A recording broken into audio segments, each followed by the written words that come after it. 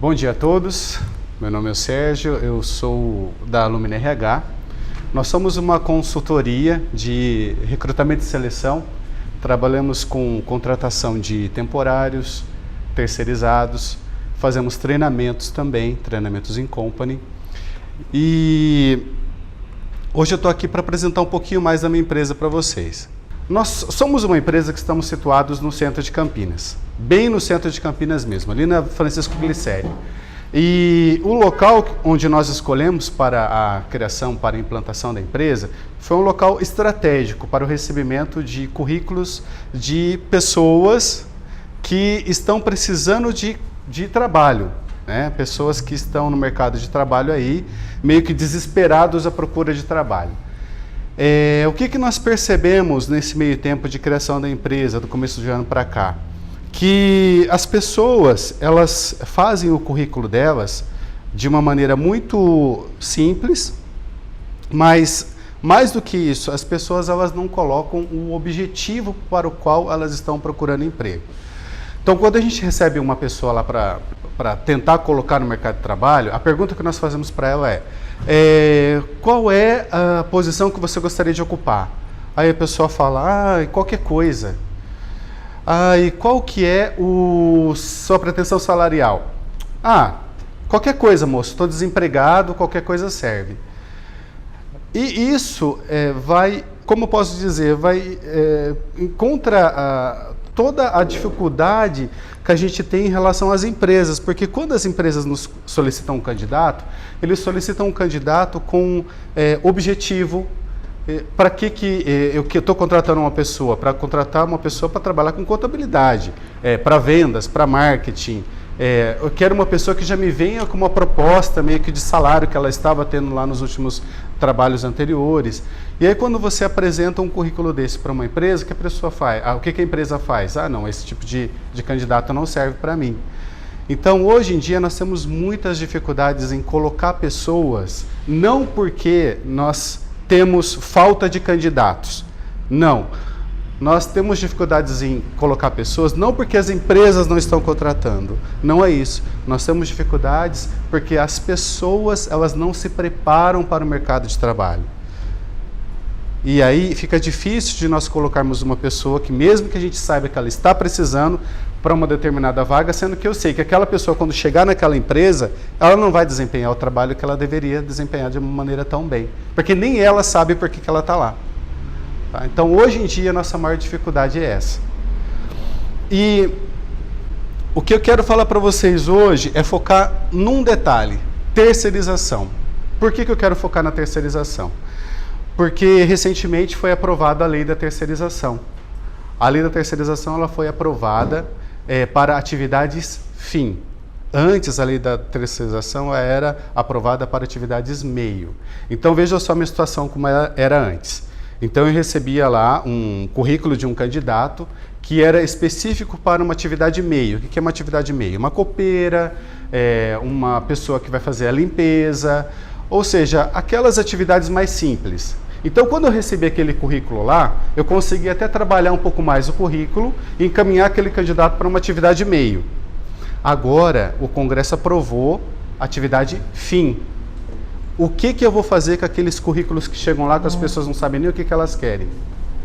Então, agora eu tenho que trabalhar muito mais o candidato, eu tenho que conversar com esse candidato e eu tentar obter dele o máximo de informações possíveis em relação à contratação dele, o objetivo dele, entrar em contato com a empresa e tentar obter da empresa todas as informações necessárias daquele candidato que a empresa quer, para que naquela pilha de currículos que eu receba, eu consiga encontrar, filtrar, fazer o funil e localizar quem é a pessoa mais adequada para aquela vaga.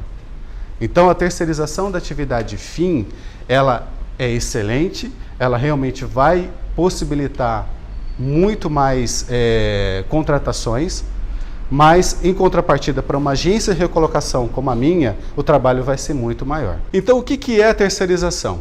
O processo de terceirização é um processo moderno em que, essencialmente, o que nós vamos fazer? Nós vamos tirar da empresa as dificuldades em relação à contratação de pessoas.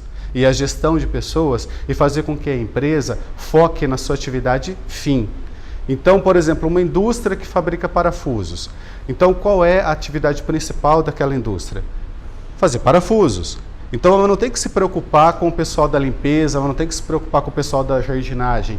Isso ela vai transferir para mim e eu vou cuidar daqueles funcionários, tanto de folha de pagamento, quanto de uniformes, quanto dos processos de trabalho daquele funcionário naquela empresa. Então eu vou tirar daquela empresa esse peso e vou transferir para mim.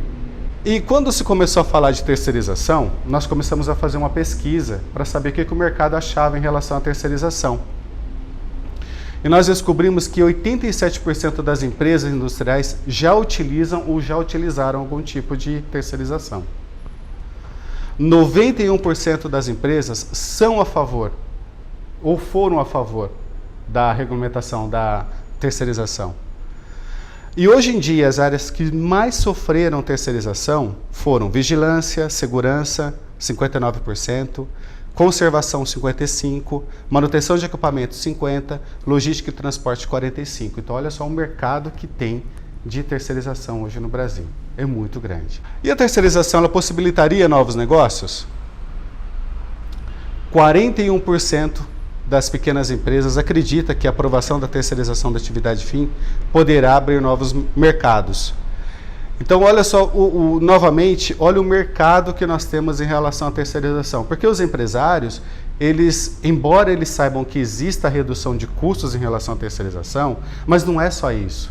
É o fato de que os empresários vão poder se focar na sua atividade fim e não mais em todo o gerenciamento de funcionários. E olha só que legal que nós poderíamos utilizar hoje a terceirização. Veja, instalação de manutenção elétrica, transportes de cargas, mini mercados, comércio. Então, o mercado de terceirização hoje em dia, tanto para atividade meio quanto para atividade fim, é gigantesco. E quais são as vantagens e restrições de ter terceirização? Vantagens: especialização dos serviços da empresa, competitividade, aprimoramento do sistema de custeio, agilidade nas decisões, menor custo. E desvantagens: o que a empresa acha como uma restrição em colocar terceirização? Desconhecimento da auto-administração. Então, muitos empresários não sabem o que a minha empresa faz, qual é o meu trabalho. Resistência e conservadorismo. Não vou terceirizar não, quero todos os funcionários aqui, na minha folha.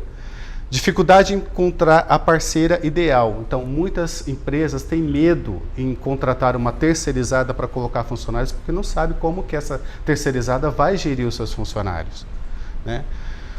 Falta de parâmetros e custos internos. Isso aqui é muito interessante, porque muitas empresas não sabem nem quais são os custos da sua folha de pagamento. Então, eles acham que terceirizar para eles não vai influenciar em nada, e na verdade vai. E aí nós voltamos de novo naquele fato que eu falei lá do começo. Como está a dificuldade em contratar mão de obra qualificada? Veja só que interessante. Quase a metade dos empresários de pequenos e médios negócios afirma ter dificuldade em encontrar mão de obra qualificada. Quase a metade. Porque é justamente isso que eu falei. Às vezes uma empresa ela faz um anúncio de uma vaga e consegue receber e recebe lá centenas de currículos.